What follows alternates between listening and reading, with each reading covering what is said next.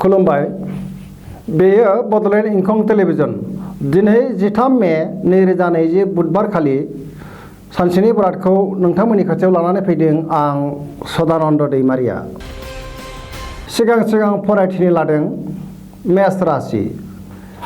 दिनैनि साना मोजां आरो गाज्रिनि गेजेरजों बाबेनलांगोन। गोसोखौ गुलाय गुजाय मोनगोन, देहाखौ लोरबां मोनगोन, समाजाव मान मोनगोन। गोसोनि साननाया जाफुंगोन, अब्लाबो गोरोन्थि साननाय फैनो हागौ। गुबुननि गोसोखौ बोनो हागोन, मावनो लानाय खामानिखौ मावफुंनो हागोन। रांखावरिनि जेबो आंखाल जानाय नङा, फालांगियाव मोजां मुलाम्फा मोनगोन। न'खराव बिसि फिसायनि गेजेराव अनलायनाय फैगोन। वृष राशि। दिनैनि साना जोबोर मोजां, गोसोखौ जोबोर गोजोननाय मोनगोन, समाजाव मान मोनगोन। न'खराव बिसि फिसायनि गेजेराव अनलायनाय फैगोन।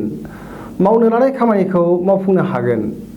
रांखावरिनि जेबो आंखाल जानाय नङा। सेंग्रा सिख्लाफ्रा मोजां खौरां मोनगोन, गुबुननि गोसोखौ बोनो हागोन। देहाया मोजाङै थागोन, बयजोंबो अनसायजागोन। जानाय लोंनायाव सांग्रां जानाया गाहाम। मिथुन राशि। दिनैनि साना जोबोर मोजां, गोसोखौ जोबोर गोजोननाय मोनगोन। मावनो लानाय खामानिखौ मावफुंनो हागोन। समाजाव मान मोनगोन, गुबुननि अननाय आरो अनसायनाय मोनगोन। रांखावरिनि आंखाल जानाय नङा, देहाया मोजाङै थागोन। फरायसाफोरा मोजां फिथाइ मोनगोन आरो फरायनायाव गोसो दुंगोन। न'खराव बिसि फिसायनि गेजेराव अनलायनाय फैगोन। बिमा बिफानि अननाय मोनगोन। फालांगियाव मोजां। जानाय लोंनायाव सांग्रां जानाया गाहाम। सेंग्रा सिख्लाफ्रा गावबा गावनि साननायखौ फोरमायलायनो खाबु मोनगोन। कर्कट राशि। दिनैनि साना जोबोर मोजां, देहाया मोजाङै थागोन। रांखावरिनि आंखाल जानाय नङा, फालांगियाव मोजां। गोसोखौ जोबोर गोजोननाय मोनगोन, गुबुननि गोसोखौ बोनो हागोन। मावनो लानाय खामानिखौ मावफुंनो हागोन। समाजाव मान मोनगोन, बयजोंबो अनसायजागोन। न'खराव बिसि फिसायनि गेजेराव अनलायनाय फैगोन। बिदा फंबायजों मोजां सोमोन्दो थागोन। सिंह राशि। दिनैनि साना मोजां आरो गाज्रिनि गेजेरजों बाबेनलांगोन। गोसोखौ गुलाय गुजाय मोनगोन, गोथों साननो हानाय नङा। समाजाव मान मोनगोन। मावनो लानाय खामानिखौ मावफुंनो हागोन। न'खराव बिसि फिसायनि गेजेराव अनलायनाय फैगोन। देहाया बारा मोजां थानाय नङा, मेंनाय मोनगोन, लोमजानाय मोनगोन। गुबुननि गोसोखौ बोनो हागोन। लोगोफोरनि हेफाजाब मोनगोन। बिमा बिफानि बोर मोनगोन। रांखावरिनि आंखाल जानाय नङा, रांखावरियाव मोजां होनजायो, मुलाम्फाबो मोनगोन। फरायसाफोरा मोजां फिथाइ मोनगोन। कन्या राशि। दिनैनि साना मोजां आरो गाज्रिनि गेजेरजों बाबेनलांगोन। गोसोखौ जोबोर बानाय मोनगोन, खामानिखौ मावफुंनो हानाय नङा, खहा जानो हागौ। देहाया मोजां थानाय नङा। सिगांनि जाथायफोरखौ गोसोखांनानै समखौ आद्रि खालामगोन। न'खराव बिसि फिसायनि गेजेराव एना एनि फैनोबो हागौ। गोसोखौ हमथानाया गाहाम। रांखावरिनि जेबो आंखाल जानाय नङा, फालांगियाव मोजां मुलाम्फा मोनगोन। न'खराव खाथिनि सोरबा आलासि फैनो हागौ। जानाय लोंनायाव सांग्रां जानाया गाहाम। फरायसाफ्रा फरायनायाव गोसो दुंगोन। तुला राशि।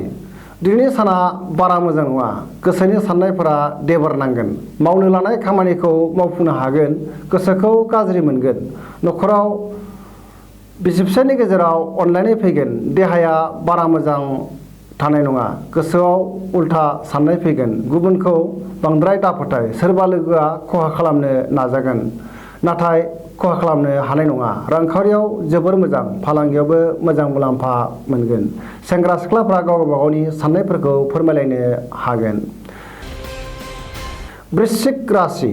दिनैनि साना बारा मोजां नङा, गोसोखौ जोबोर गुलाय गुजाय मोनगोन। मावनो लानाय खामानिखौ मावफुंनो हागोन। समाजाव मान मोनगोन। रांखावरिनि आंखाल जानाय नङा। देहाया मोजाङै थागोन, अब्लाबो जानाय लोंनायाव सांग्रां जानाया गाहाम।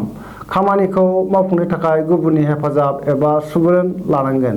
न'खराव बिसि फिसायनि गेजेराव अनलायनाय फैगोन। गुबुननि गोसोखौ बोनो हागोन। फालांगियाव मोजां।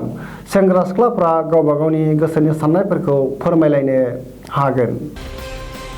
धनु राशि।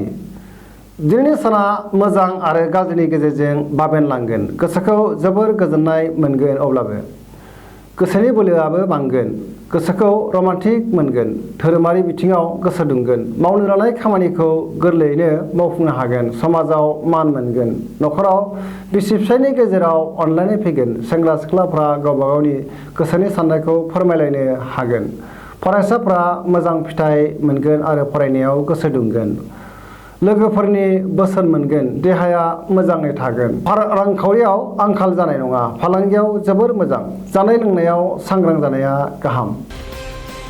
मकर राशि दिनैनि साना मोजां आरो गाज्रिनि गेजेरजों बाबेनलांगोन, गोसोखौ गुलाय गुजाय मोनगोन, देहाया मोजाङै थागोन, अब्लाबो जानाय लोंनायाव सांग्रां जानाया गाहाम, न'खराव बिसि फिसायनि गेजेराव अनलायनाय फैगोन, सेंग्रा सिख्लाफोरा गावबा गावनि गोसोनि साननायफोरखौ फोरमायलायनो खाबु मोनगोन, फरायसाफोरा फरायनायाव मोजां फिथाइ मोनगोन आरो गोसो दुंगोन, बहानिफ्रायबा हरखाबै मोजां खौरां फैनो हागौ, बादायलायनायाव देरहासार जागोन।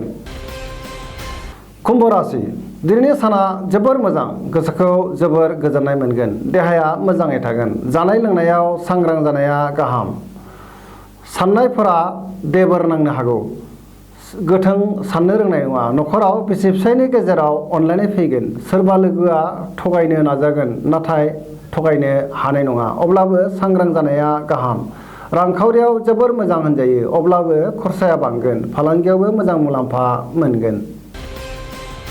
मीन राशि दिनैनि साना जोबोर मोजां, गोसोखौ जोबोर गोजोननाय मोनगोन, गुबुननि गोसोखौ बोनो हागोन, समाजाव मान मोनगोन, मावनो लानाय खामानिखौ मावफुंनो हागोन, देहाया मोजाङै थागोन, सेंग्रा सिख्लाफ्रा गावबा गावनि गोसोनि साननायफोरखौ फोरमायलायनो खाबु मोनगोन, न'खराव बिसि फिसायनि गेजेराव अनलायनाय फैगोन, गोसोखौ रमान्टिक मोनगोन, गुबुनजों मोजां सोमोन्दो लाखिनो हागोन, रांखावरियाव जोबोर मोजां, फालांगियावबो मोजां मुलाम्फा मोनगोन, फरायसाफ्रा फरायनायाव गोसो दुंगोन आरो मोजां फिथाइ मोनगोन, गोसोनि बोलोआ बांगोन।